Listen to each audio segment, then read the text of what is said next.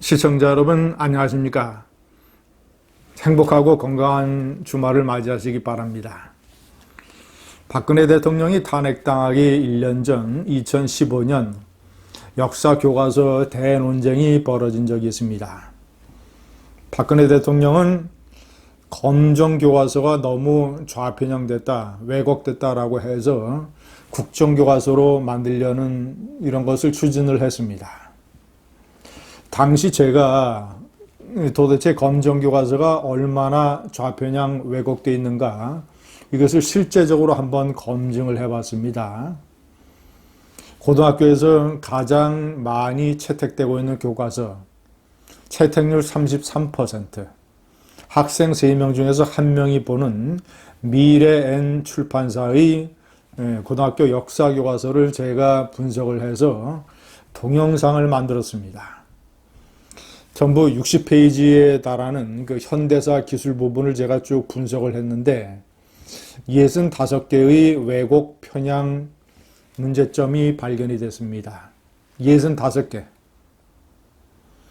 예를 들자면 불가피한 이 박정희 대통령의 애국 독재, 개발 독재, 이승만 대통령의 건국, 호국, 그 다음에 경제 성장 이런 것들은 대폭 축소하고 무슨 민주화, 인권 이런 것만 잔뜩 부풀리고 북한에 대해서도 북한의 테러, 도발 이런 것들은 거의 없거나 잔뜩 이렇게 쪼그라뜨리고 대신 북한과의 무슨 대화, 교류, 정상회담 이런 것들은 풍선처럼 이런 식으로 부풀려 놓고 대표적으로 박정희 대통령의 사진은 하나를 썼는데 그것도 5.16 이후에 시청 앞에서 선글라스를 끼고 있는 군복을 입은 사진.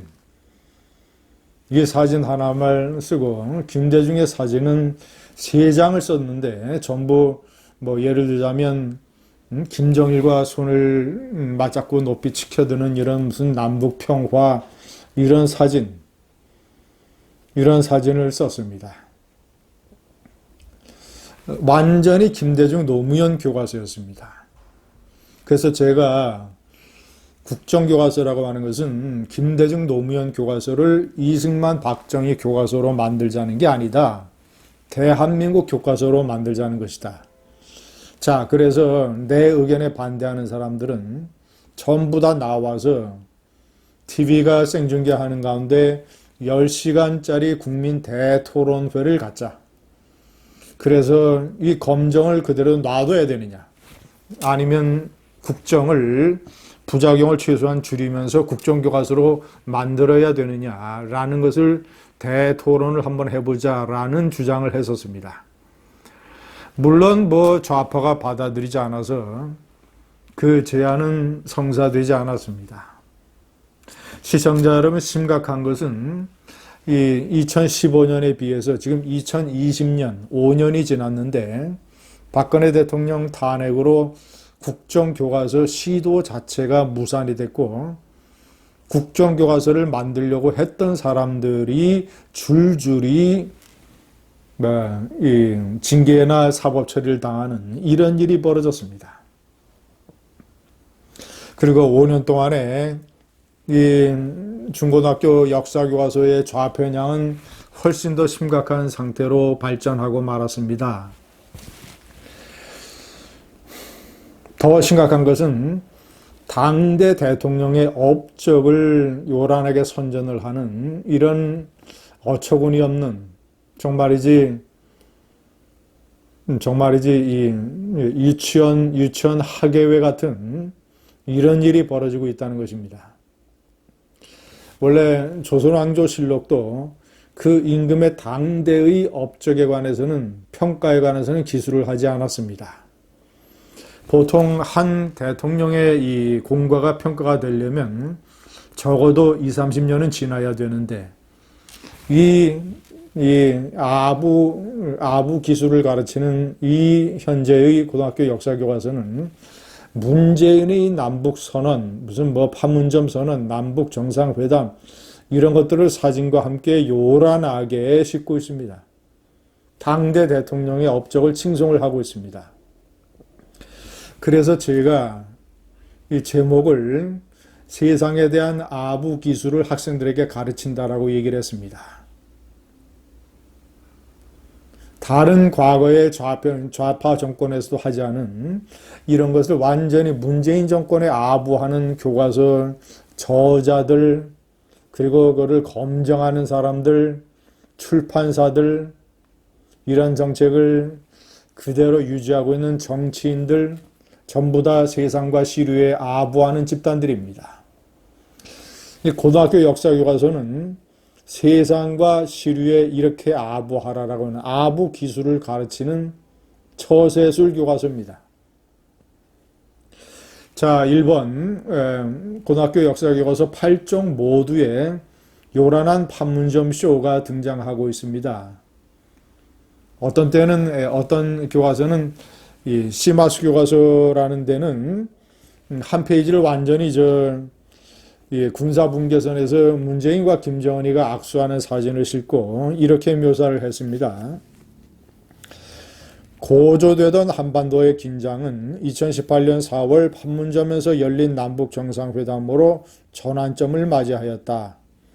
남북한 북미 정상 사이의 회담이 이어지면서 화해와 협력, 조정과 갈등이 공존하는 유동적인 관계가 이어지고 있다.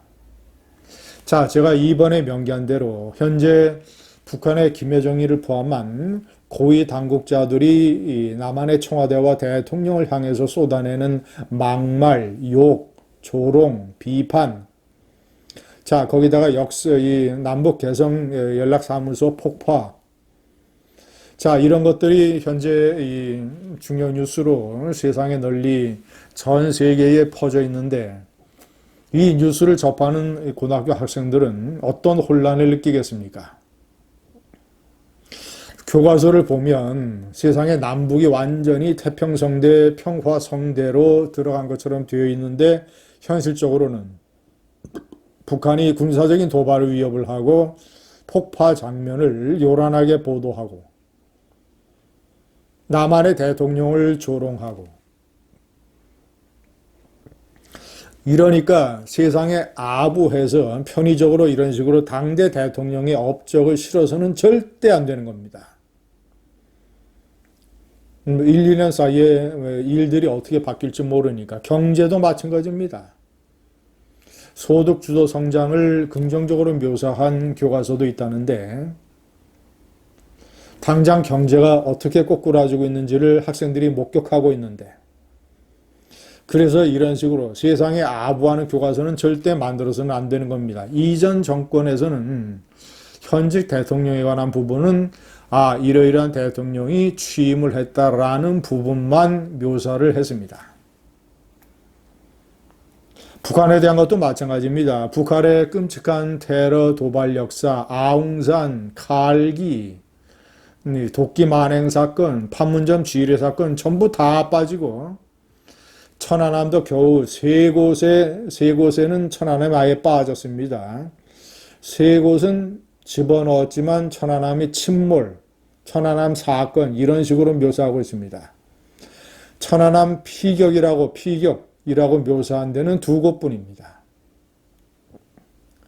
침몰 사건 이렇게 묘사한 데는 도대체 천안함을 누가 공격했는지, 왜 멀쩡한 군함이 그런 식으로 바다 밑에 가라앉아서 46명이나 죽었는지 이 나라의 고등학생들은 알 길이 없습니다. 시청자 여러분, 이런 검정 교과서를 그대로 둬야 되겠습니까? 완전히 좌편향, 좌파가 지배하고 있는 역사학계의 젊은 저자들이 쓰고, 검정위원회에서는 검정도 하지 아니하고 제대로, 출판사들은 시류에 영합하느라고 저런 식의 교과서를 만들어대고, 국정으로 바꿔야 되지 않겠습니까? 이 나라의 이런 풍토로는 검정으로 안 됩니다. 자라나는 우리 고등학교 학생들이 뇌에 역사에 관한 구멍이 숭숭 뚫리고 있습니다. 광우병보다 심각합니다. 감사합니다.